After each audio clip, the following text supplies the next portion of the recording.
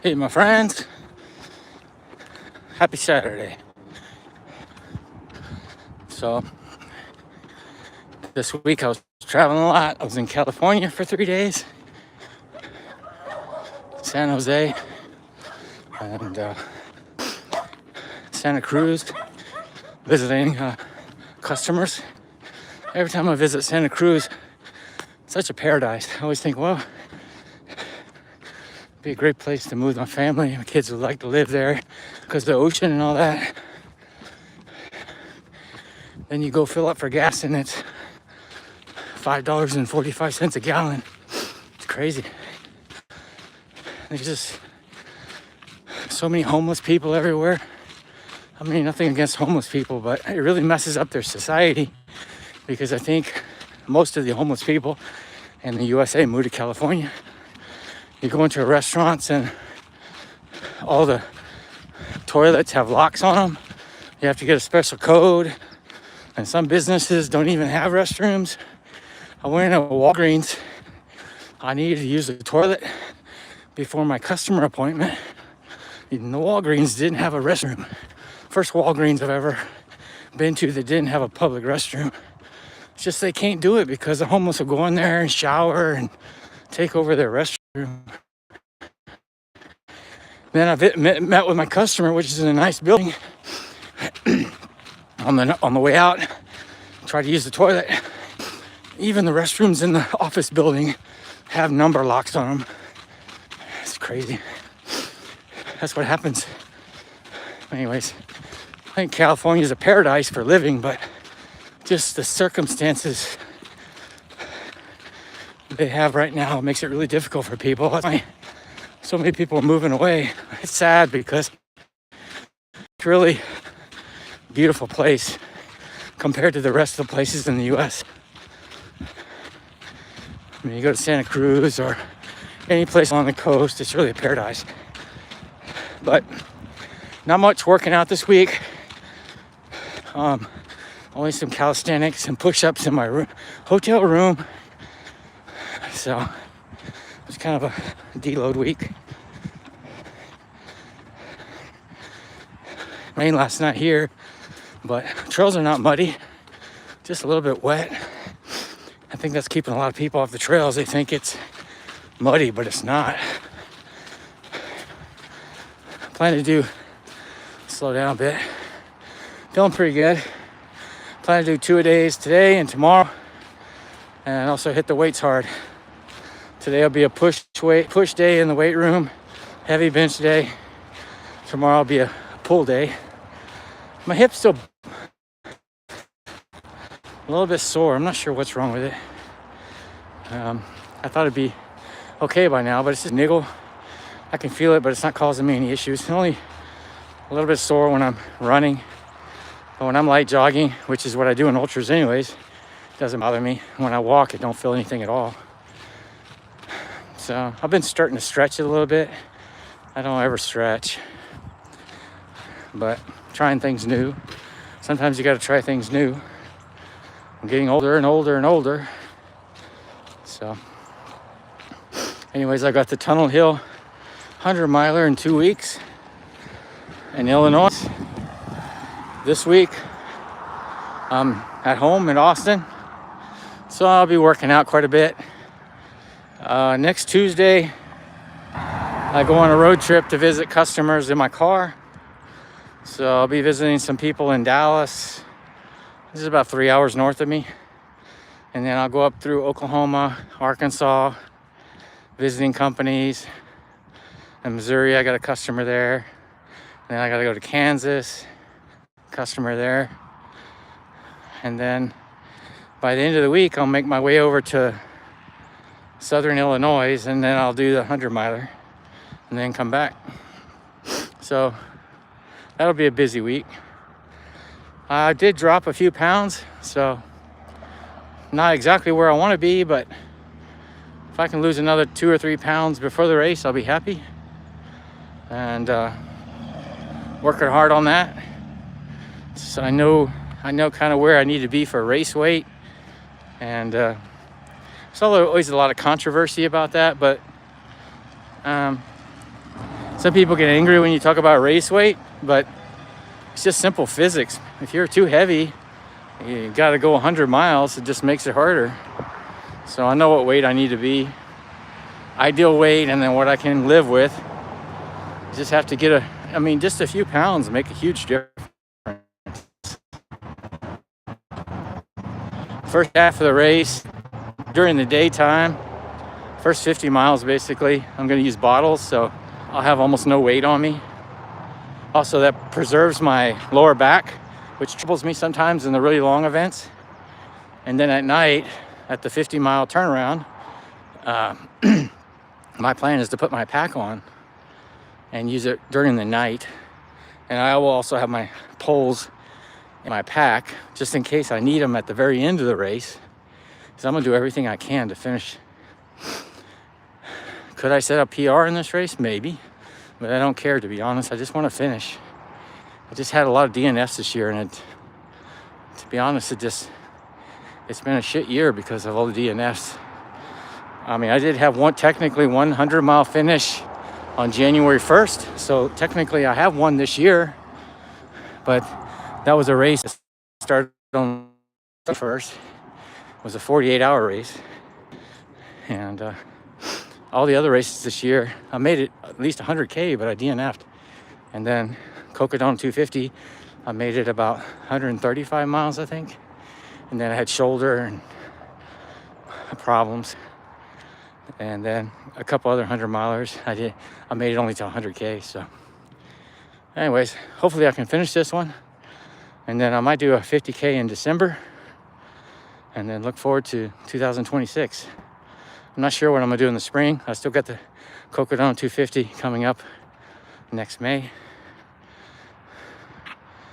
Hey, Jennifer, Jesse, thanks for joining. Hey, Jesus loves us all, man. Thanks for y'all joining. I'm just chatting about my week and what's going on next week. I've been running a few miles, but now I'm hiking up a steep hill. Nice Saturday here in Texas. It rained all night. We needed the rain. It hadn't rained in probably several weeks. But it stopped raining. But the nice thing is it's cloudy. So that means cooler temperatures. This time of year, right now it'd be like 90 degrees. I think it's like 75. So, feels good. Hope y'all are doing great, having a great weekend. My plan is to do doubles today and tomorrow. So that means running, hiking, morning, evening, weightlifting during the day, spend time with family, same thing on Sunday. And then next week, I'm gonna try to hit at least 50 or 60 miles, time on feet, also weightlifting. And then the following week, like I was talking about earlier, I gotta go on a road trip visiting customers starting Tuesday. And Monday night, my son's got a football game. So I don't think I'm gonna do much running next week. It'll mostly be working out in the hotel gyms, calisthenics, which is okay.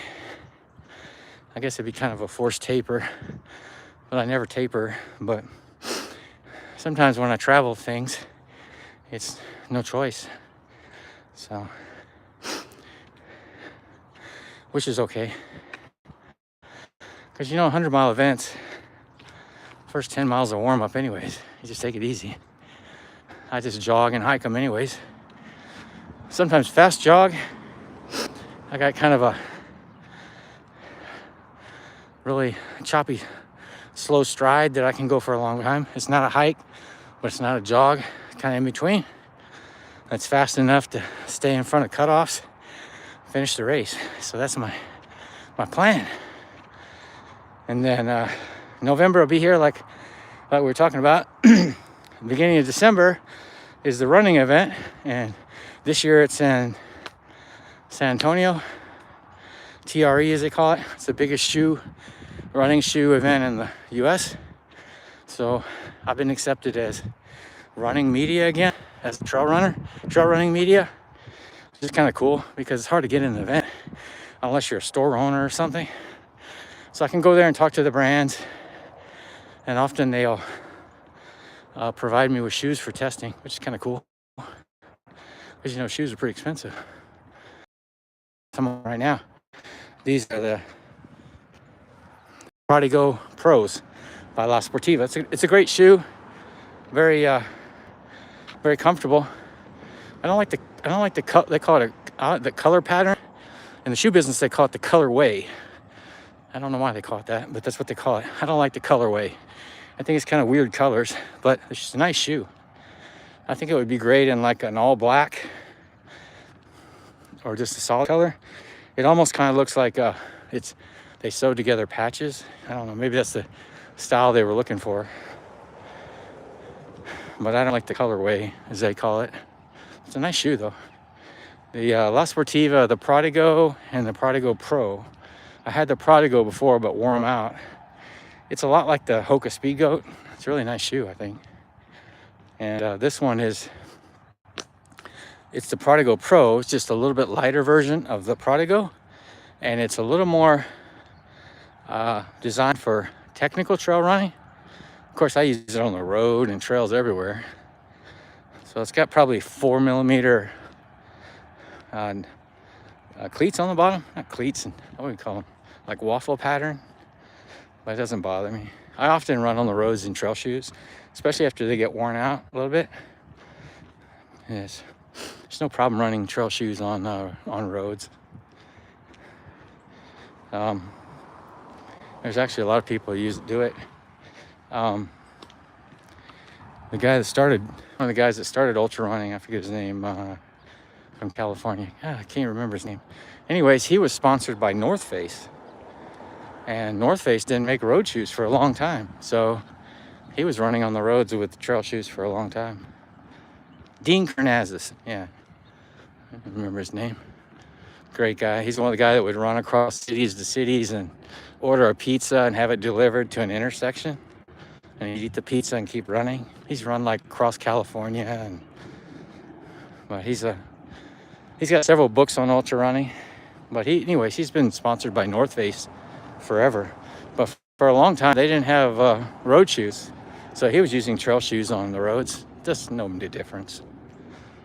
I like it. It doesn't bother me at all. Because I think some of the the trail shoes are better than their road shoes versions.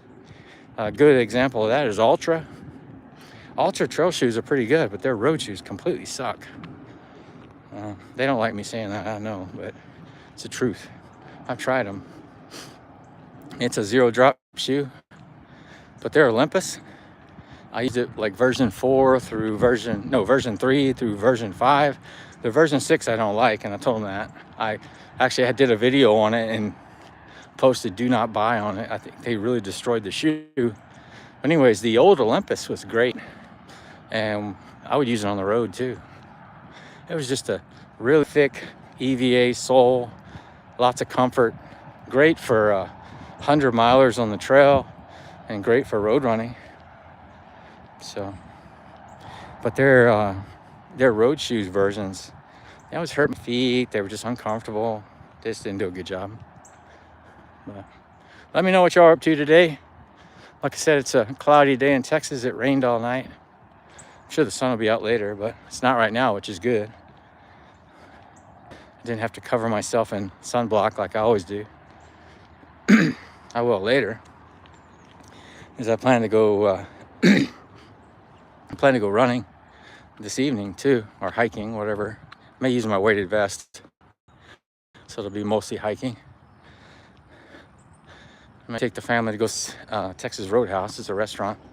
Usually I have to drive like 30 minutes to get to it. My son likes it. They built a new one not too far away from where I live, so I might check it out today. Actually, they're building a lot of new stores near where I live, so the traffic's been getting pretty bad, but it's kind of pluses and minuses, you know. When I first moved out here, I live in the north suburb of Austin. When I first moved out of here, you'd have to drive like 10 minutes to get to a grocery store. Now they're like right next to us, and they're building even more. I'll forgive them once they build a Starbucks here. There's a couple coffee shops, like 87, and I think Black Rifle's building one. There's no Starbucks though. It's the closest Starbucks is about 10 minutes drive. I just prefer Starbucks. I don't know why. The other ones are just kind of they're not really coffee shops. They're they sell other things too. So maybe the Black Rifle will be okay. I've heard it's pretty good, but it's not open yet. But the new 87 one, I think it's called 87. It's where like a drive-in coffee shop. It's not bad.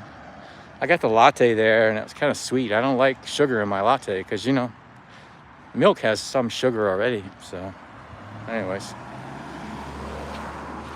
hope y'all doing well. Wish you a great weekend. So I'm gonna end my video for now and I'll go live again tonight. You guys have a great Saturday.